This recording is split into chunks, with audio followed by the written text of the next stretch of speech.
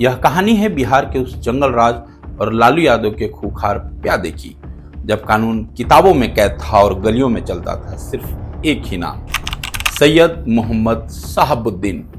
सिवान की मिट्टी का एक ऐसा बाहुबली जिसने आदेश को लोगों को कानून से बड़ा मानते थे और जिनकी नजर एक पर पड़ जाए तो वह उसका आदमी बन जाता था या खामोश कर दिया जाता था। नमस्कार, मैं हूं सुमित नंदन सिंह और आप देख रहे हैं द स्क्रिप्ट राइटर के खास पेशकश जंगल राज। अधूरी रातें, गोलियों की गूंज और एक बादशाह का उदय। 90 के दशक का बिहार के सड़कों पर अंधेरा, हवा में बारूद की गंध और सत्ता की कुर्सी पर एक नया तिलिस्म, लालू यादव की सोशल इंजीनियरिंग। इस तूफान के बीच में सिवान में उभरता है एक चेहरा, तेज, खतरनाक और अजेय, शहाबुद्दीन जिसका नाम था। साल 1990 में जेल में रहते हुए भी वह जीतते हैं चुनाव चिन्ह शेर। और यह केवल चिन्ह नहीं था, यह उसके अंदाज, उसकी राजनीति और उसकी सख्त पकड़ की प्रतीक भी था। लालू यादव की सरकार में उन्हें मिलता है खुला संरक्षण। MY समीकरण के सबसे शक्तिशाली स्तंभ साहेब और सिवान। सिवान अब सिर्फ जिला नहीं था, यह एक साम्राज्य था, एक ऐसा साम्राज्य जो हर जगह से जीता जा सकता था, हर जगह से अजेय साम्राज्य का स्थापना था। साहेब की अदालत, जहां फैसले हथौड़े से नहीं इशारों से होते थे। स्थानीय लोग कहते हैं सिवान में 2 कोर्ट थे, एक सरकारी और दूसरा साहेब की अदालत। मनीष बताते हैं साहेब का अदालत में झूठ, सबूत, गवाह कुछ मायने नहीं रखता। मायने रखता था तो सिर्फ एक शब्द, साहेब का फैसला। लोग कहते भी थे कि साहेब का फैसला आया है। इस फैसला के ऊपर तो ना कोई कोर्ट था, ना कोई कचहरी। सरकारी अधिकारी उनकी मर्जी के बगैर कोई साइन नहीं कर सकते थे। हर गली में कटआउट, हर नुक्कड़ पर पोस्टर और हर शहर में सिर्फ एक ही झंडा, शहाबुद्दीन का। कहते हैं उस दौर में सिवान में कानून की शुरुआत भी साहेब से होती थी और कानून का अंत भी उसी साहेब के चौखट पर जाते जाते दम तोड़ देती थी। रॉबिन हुड की छवि या सत्ता का हथियार थे साहब। गरीबों के लिए डॉक्टर की फीस 50 रुपये तय करना, बेरोजगार युवाओं को काम देने का वादा, गरीबों को पंचायत लगाना, ये थे साहेब के मुख्य पेशा। और फिर वही गरीब कहते हैं कि जब साहेब बैठते थे, वकीलों का धंधा बंद हो जाता था। उनके समर्थक के लिए यह नेता नहीं, एक सुरक्षा कवच थे। विरोधियों के लिए वह चलते फिरते खौफ का दूसरा नाम भी थे, साहब, या फिर यूं कहें शहाबुद्दीन।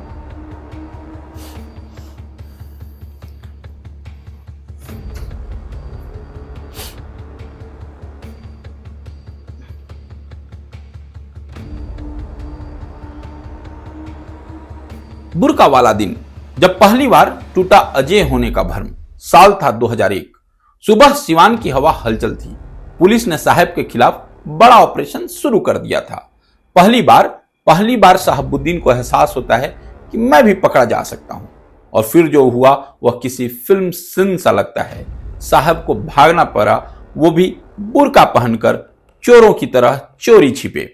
जिस आदमी का नाम सुनकर लोग की धड़कनें रुक जाया करती थी, वह किसी और के कपड़ों में पहचान छुपाकर भाग रहा था। इससे बड़ा बदलाव सिवान के लिए और कुछ हो ही नहीं सकता।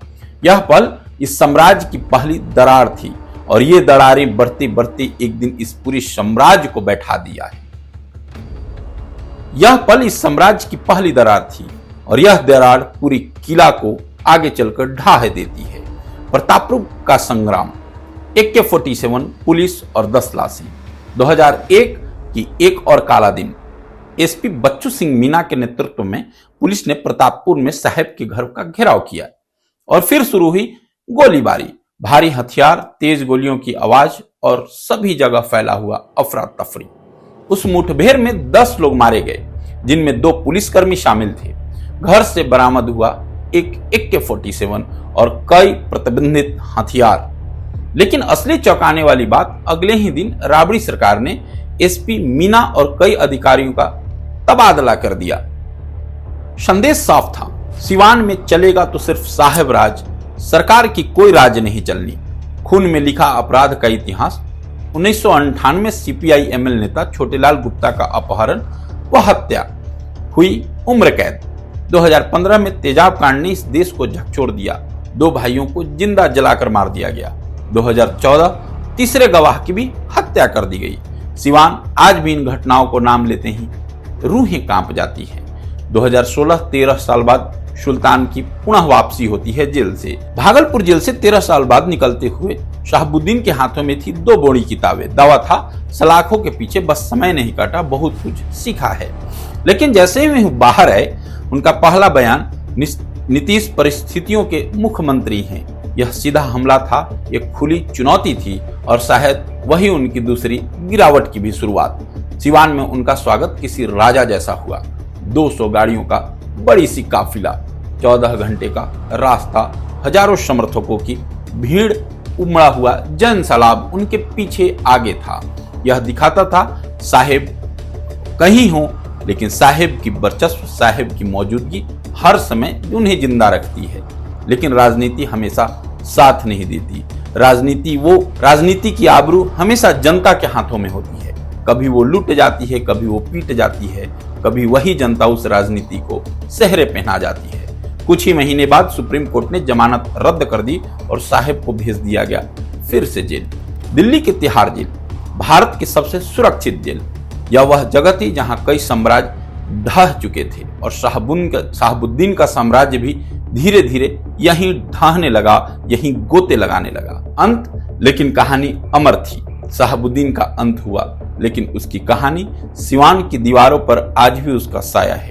कुछ लोग आज भी उन्हें अपने मसीहा कहते हैं, कुछ लोग आज भी उनके नाम से कांप जाते हैं, क्योंकि सच ये है, सिवान की राजनीति में साहेब सिर्फ एक नाम नहीं, एक गूंज है जो कभी खत्म नहीं होती। यह कहानी है जंगल राज की उस सत्ता की, डर की, वफादारी की, खून की और उस आदमी की जिसने सिवान को देश से सबसे डरावना राजनीतिक तिलिस्म बना दिया। नमस्कार, आज का कहानी हम यहीं अंत करते हैं। हम फिर मिलेंगे एक नए एपिसोड, एक नई कहानी के साथ। तब तक के लिए हम आपसे विदा लेते हैं। नमस्कार, धन्यवाद, जय हिंद।